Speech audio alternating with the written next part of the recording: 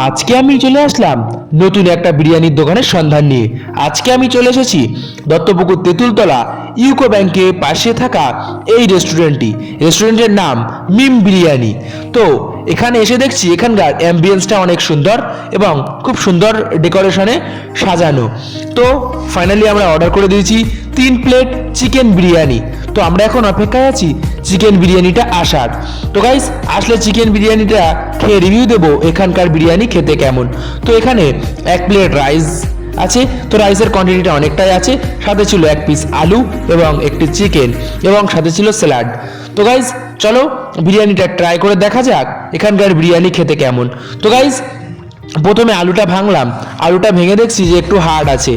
তো চলো প্রথম একটা বাইট নিয়ে দেখা যাক। তো প্রথম বাইটটা আমার খেতে ভালো লেগেছে। তো গাইস, আজকের বিরিয়ানিটা আমার কাছে অ্যাভারেজ লেগেছে।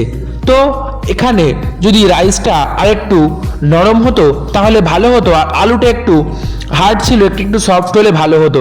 তো গাইস, আজকের বিরিয়ানিটা আমার কাছে ভালো লেগেছে। তো গাইস, এই বিরিয়ানিটা আমি 10-এর মধ্যে 7 দিলাম। তো গাইস, তোমরা যদি এরকম সুন্দর বিরিয়ানি খেতে চাও তাহলে চলে আসতে পারো দত্তপুকুরের মিম বিরিয়ানিতে। তো গাইস, ভিডিওটি যদি ভালো লাগে লাইক, কমেন্ট, শেয়ার এবং সাবস্ক্রাইব করবে। দেখা হচ্ছে নেক্সট ভিডিওতে। ততক্ষণের জন্য ভালো থাকবেন, সুস্থ থাকবেন। Bye and take care.